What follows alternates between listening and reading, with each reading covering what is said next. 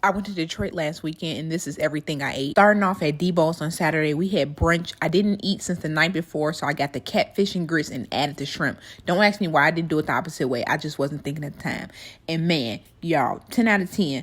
I saw comments on Instagram saying the food wasn't that good and it was overpriced. Go to Denny's then. Bye. All of my food was so good. It came out fresh and very well seasoned, even down to the grits. We got the mimosa tower. We got ours mixed with pink lemonade, and that was really interesting. And I would try that again, actually. And it was a good deal because it's $60 for the whole thing and we could not even finish it. But if you're the owner of Debo's and you watching this, stop telling people it's a 2-hour wait in a half-empty restaurant. For dinner, I checked out Motor City Soul and I asked 4 people who swear Detroit runs through their veins, and they said go to the one on Telegraph in Redford. So that's where I went. Full disclaimer, I did go at like 8 o'clock and they closed at 9, even though I feel like that's no excuse because they was out of a lot of stuff. I got the fried chicken meal and my 2 sides was mac and green beans because she said they didn't have no greens. But when the other worker took over, she found some greens. See, that's why people be getting hurt. Never mind. And I got some cake and lemonade. The chicken was really good. It definitely had that homemade fried chicken taste. I love that. The best way to describe the mac and the green beans is it tastes exactly how KFC mac and cheese and green beans used to taste.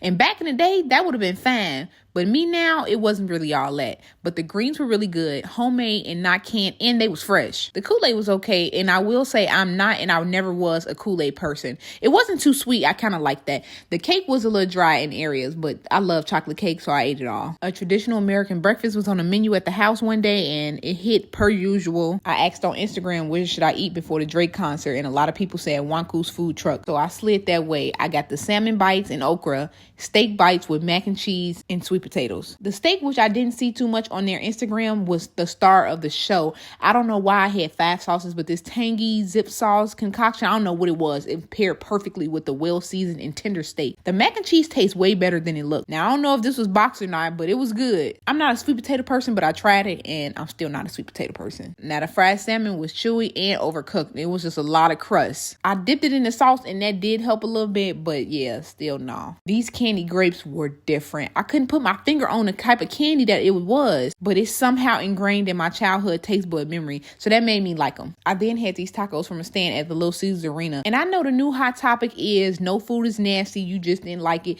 Man, forget that. This was nasty. On my way home, I stopped at this place for a chicken shawarma. It was pretty good, so it was better than the normal place I go to when I'm in town, but not better than Bucharest. Good try though. I'll probably be back because it's close to where I be at when I'm in Detroit.